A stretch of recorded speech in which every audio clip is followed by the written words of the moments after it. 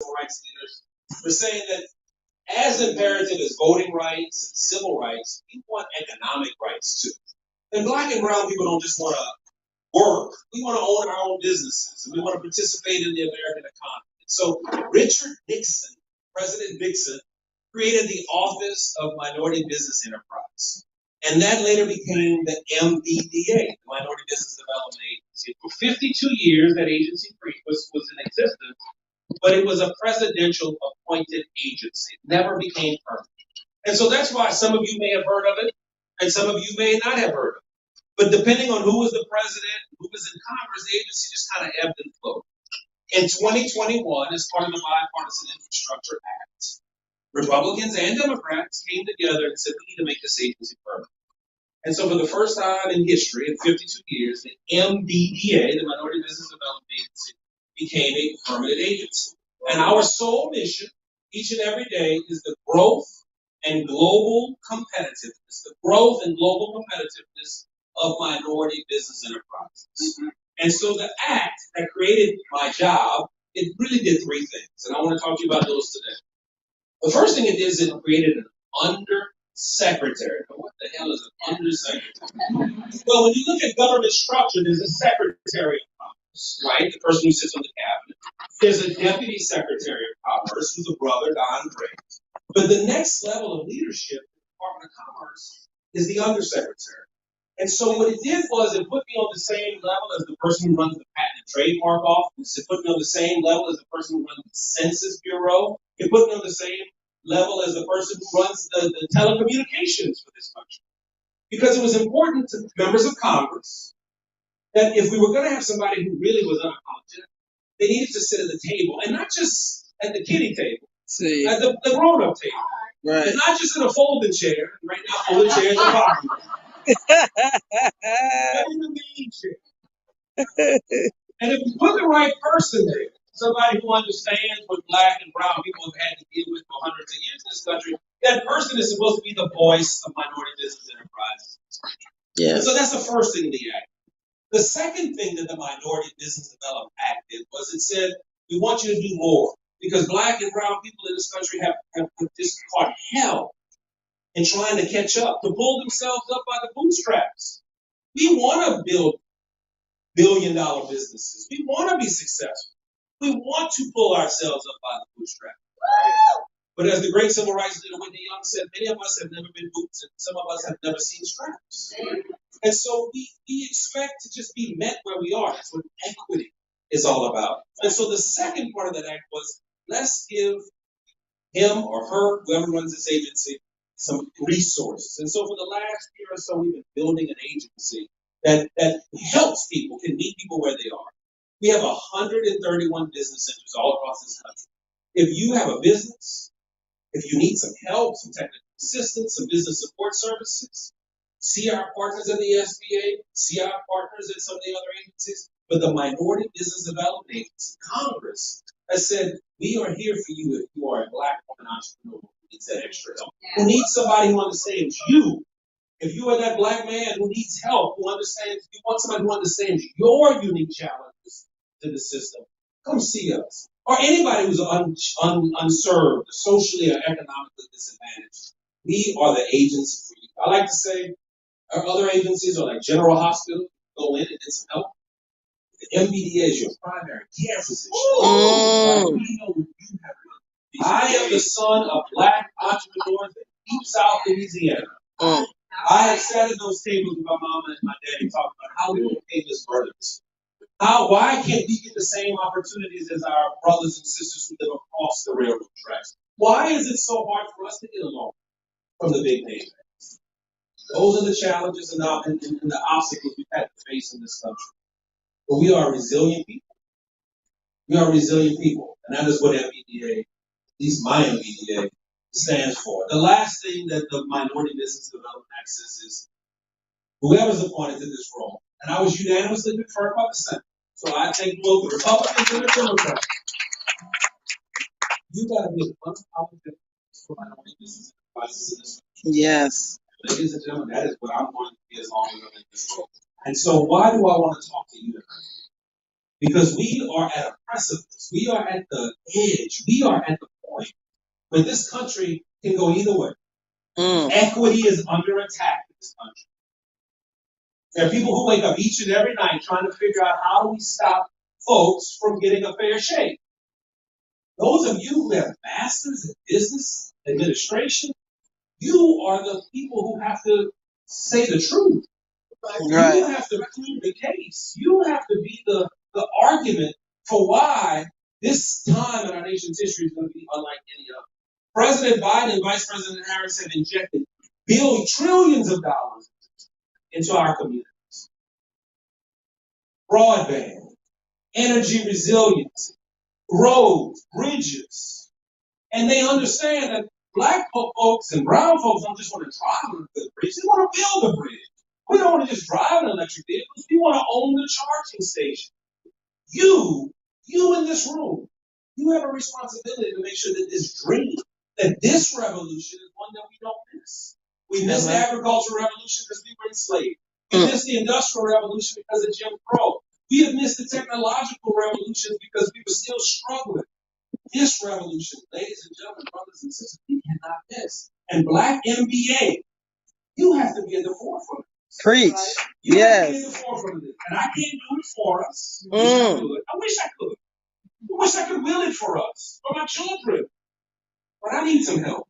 And you all are the soldiers, the men and the women, the people who are going to help make this possible if it's going to happen. So I wanted you to know tonight that I am here with you.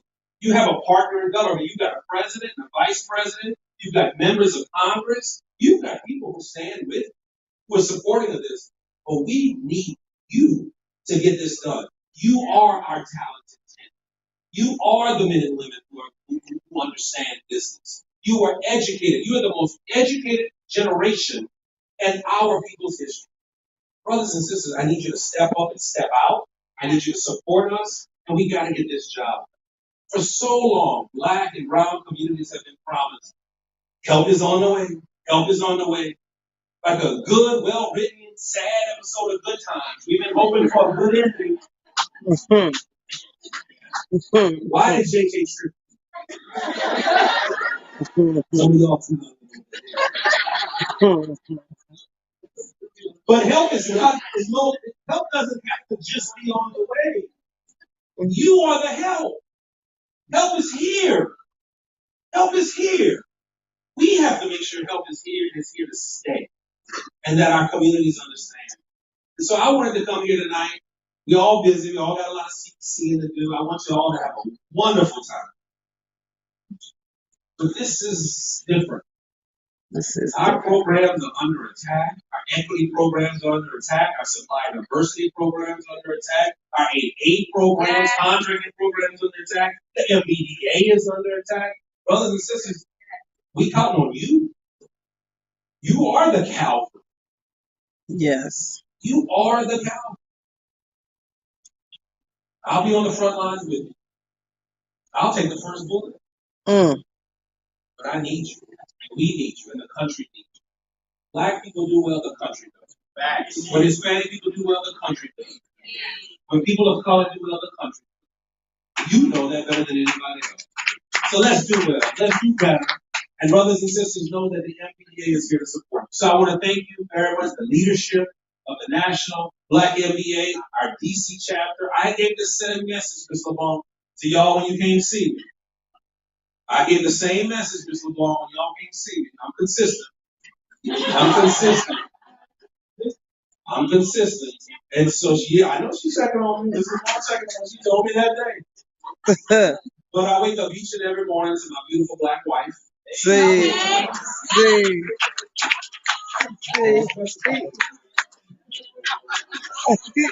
Black dog. I know my audience. Right. And I know that we have to do a better country and a better opportunity for our young people. You are the people who can help us get that done. Ladies and gentlemen, thank you for what you do in your communities. We got to step it up even a little bit more. God bless each and every one of you, and I hope you have a wonderful week. Thank you. Thank you.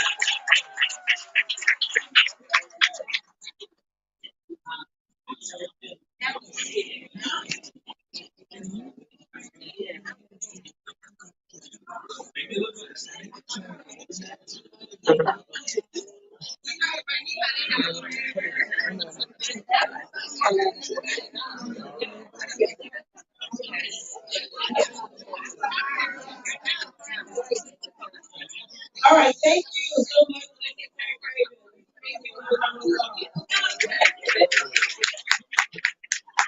So the reason we're here tonight is for an amazing discussion.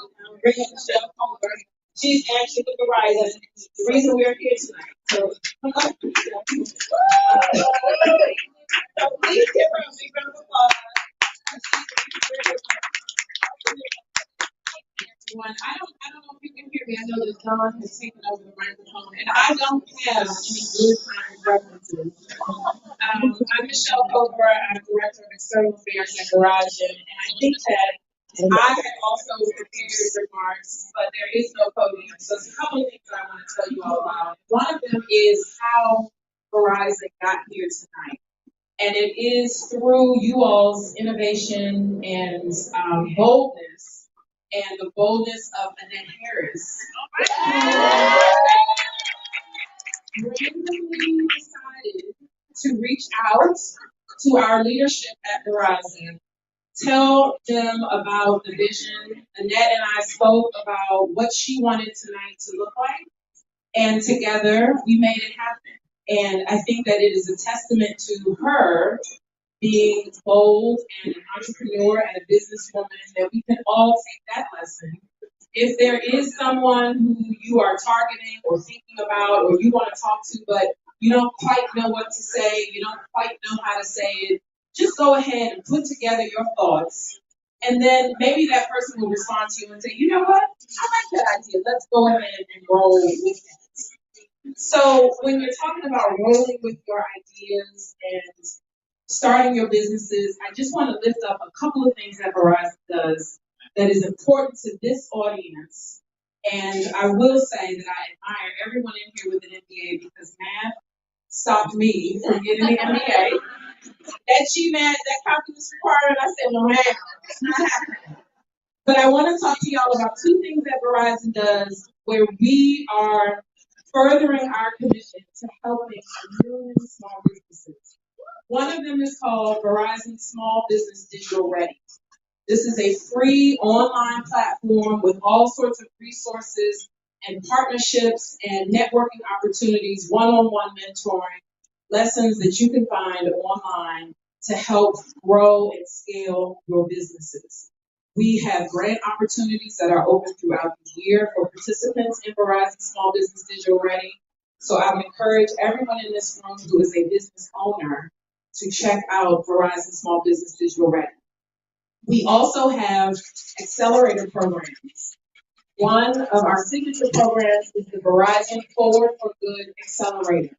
And we provide money, $50,000 in funding for startups in the areas of health equity, climate protection, and it is part of our initiatives to help make the world better. Because we know that our communities need resources and that the innovators in this room are coming up with the next set of ideas and businesses that will help our communities move forward in this digital world. And then finally, as someone who works for Verizon, I know that many of the individuals are part of corporate America too. We were named one of Black Enterprise's 2023 best places to work for DEI. And I will say that inside the company, I am proud of the work that we do to foster diversity and inclusion and belonging, and me walking up there being as unapologetically Black as Don Cravens. And also, outside of the company, it shows the work that we can do. Because when someone like Annette calls up, then I am given Annette's name. I can then advocate for Annette and the National Black MBA Association. So we have to work on the inside so that we can all achieve equity on the outside. So everybody here, connect with me on LinkedIn, and I look forward to meeting and networking with you all tonight. And I want to play a quick video about Verizon Small Businesses already.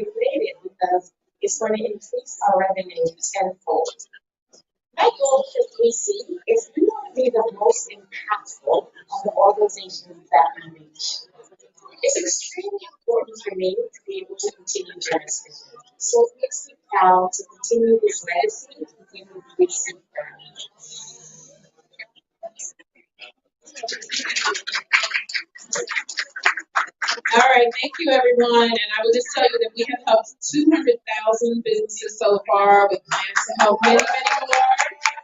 And we are partnering with taxpayers, so we're clapping the loudest. So now I want to introduce the moderator for tonight's panel, Lanye Ford, co-founder and chief executive officer of Arlo Solutions. Okay, I'm stumbling a minute because I don't have a podium, but I have a podium to take. One thing that we will tell you about Arlo that she wanted to make sure.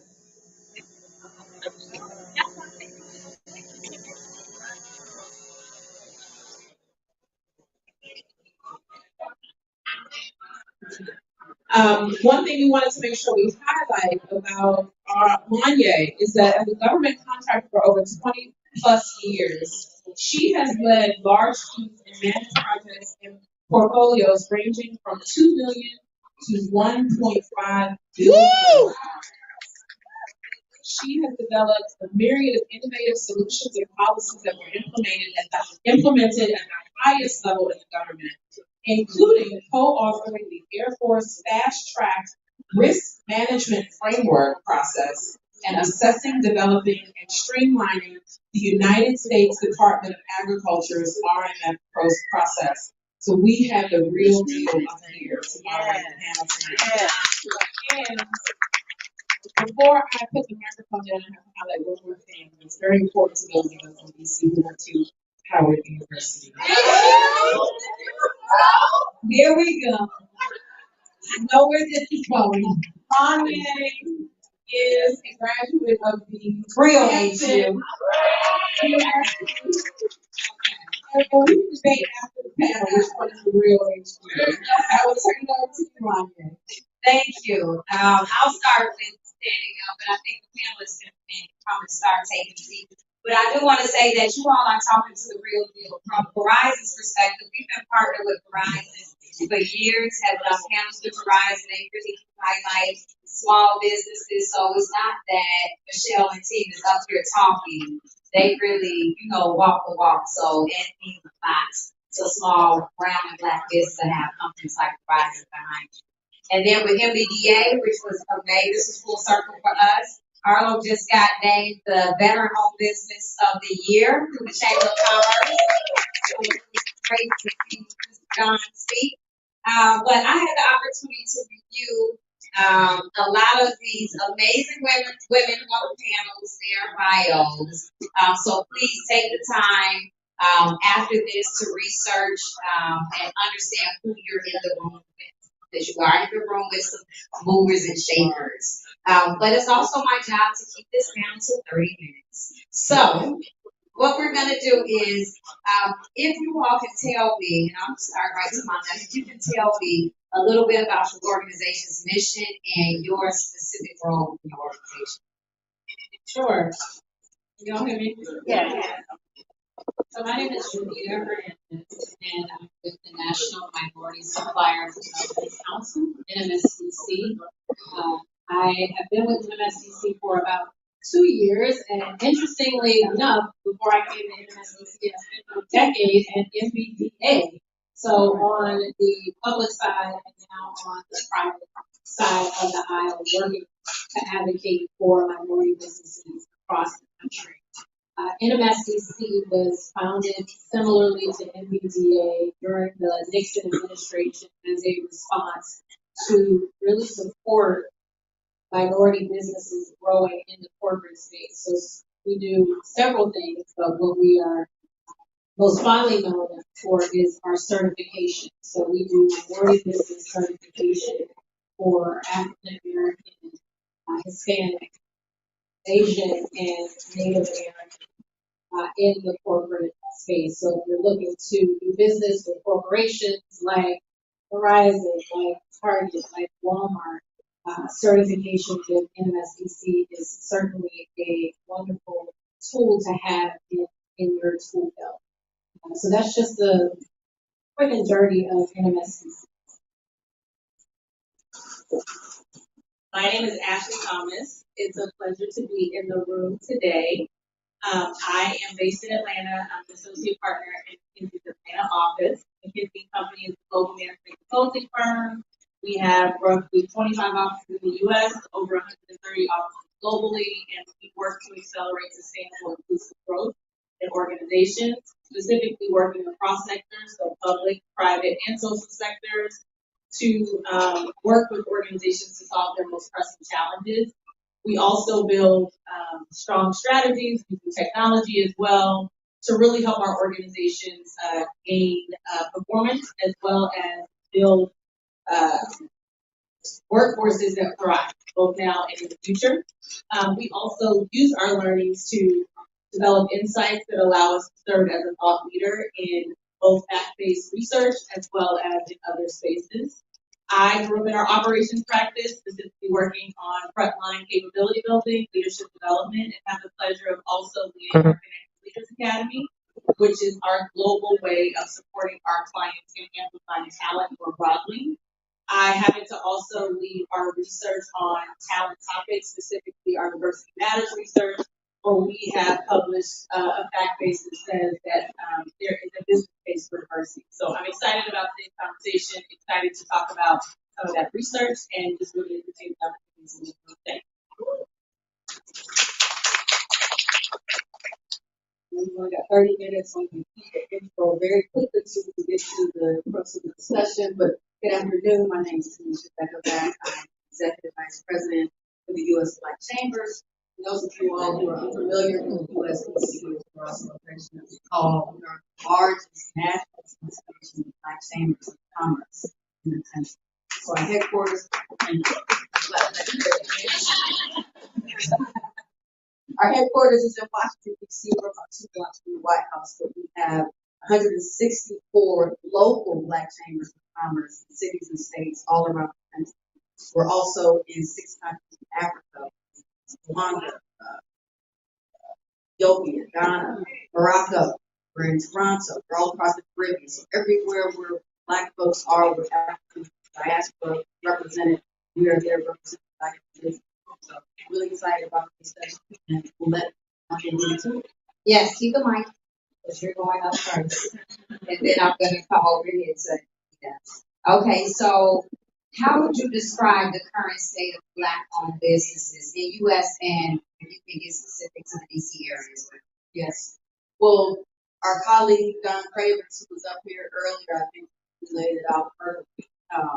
Black businesses are in peril right now. Black America is in peril. And I don't say that for hyperbolic reactions from you all. We all saw the Supreme Court overturn the case in Hampton on affirmative action. We knew for about 6 months that the guidance was that it would be overturned, but to just see it happen was shocking. But what people don't realize is that there are implications not only in education about that, but also in our diversity programs. So in July, there was a case in East Tennessee, Ultima versus the SBA, where there's a white contractor who said it's not fair that there are contracts set aside just because people are Black or brown or women, etc. And this was a challenge to what we know as the 8A program. So we're saying, what is the 8A program? 8A program was based off of Section 8A of the Small Business Act, which guided the federal government, which by the way, is also the largest purchaser of business services. This was a policy that guided the federal government to utilize the SBA to find more Black brown businesses. So the case, on the heels of affirmative action, they ruled in favor of the plaintiff, and the entire 8A program was deemed unconstitutional. So this was a major blow to Black-owned businesses. As many of you know who are in the DC area, all of the government spending is happening in July and August. So it's very intentional that it happened. It's the busiest procurement season of the year. So this happened to us. We were actually at the White House getting the grant from the MBA, Capital Readiness, and we saw when we came out of the event that the SBA had stopped taking applications for the 8A program. So we said, okay, we're going to get some sort of tip about what's going on. We just went by. We didn't hear anything. 2 weeks went by. We didn't hear anything.